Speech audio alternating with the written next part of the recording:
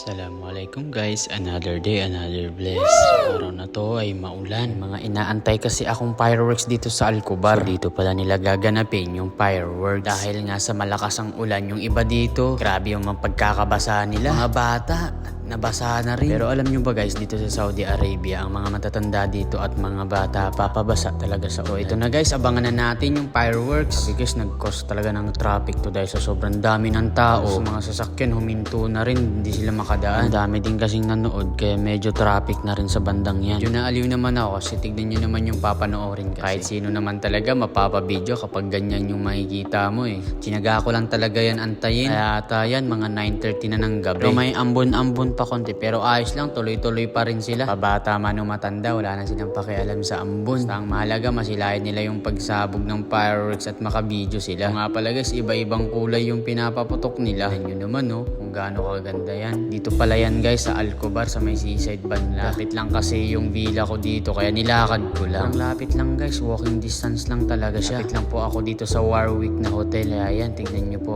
enjoy nyo na lang yung video nyo. Grabe, tuloy-tuloy talaga yung pagpapaputok nila ng mga fireworks. Ako naman enjoy na enjoy sa pagbibideo.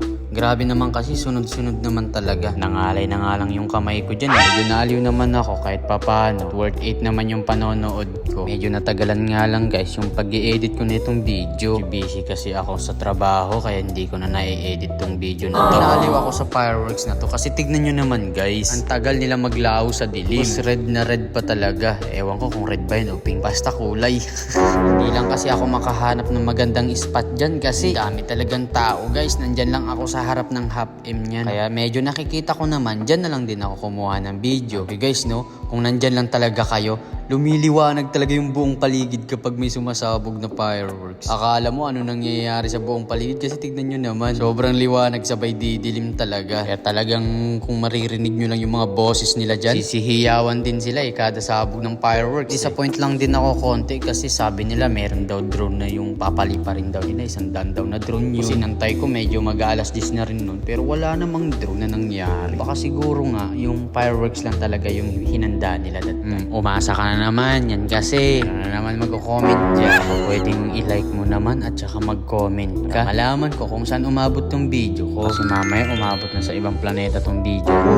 Sabi nga pala sa mga nakausap ko din dyan dito sa Alcobar na mga Pilipino. Ayos din yung vibes namin dyan eh. Kasi nag-uusap-usap kami habang nag-aantay ng fireworks. Pala guys, marami din pong mga Pilipino dito sa Alcobar nung nanood ako dyan. Kakwentuhan, ganun. Iba nga, matatanda na eh. Tapos nakabisikleta pa yung iba. Bilib ko lang dito guys, may naka-electric scooter din. Mas natingnan ni kuya nun kasi naka-full gear siya. Tapos nakadala pa siya ng GoPro. Siguro vlogger din niya. Basta hindi ko na yung panonood ng mga fireworks dito. Hindi ko rin malaman kung ilang kulay ba ng fireworks ang meron dito. Basta ako, panay video na lang ginagawa ko dito. Mahalaga, may nakuna yung video. Charo. Medyo matagal din natapos yung fireworks nila. Na talaga namang masasabi mong pinaghandaan talaga nila. Una, akala ko talaga hindi na matutuloy eh. Kasi panay na ulan eh. Tapos parang nawawala na sa idea. Pero natuloy pa rin, alhamdulillah. Paano ba yan guys? Hanggang doon na lang muna yung video natin. Hanggang sa susunod ulit na pagkikita. Paalam!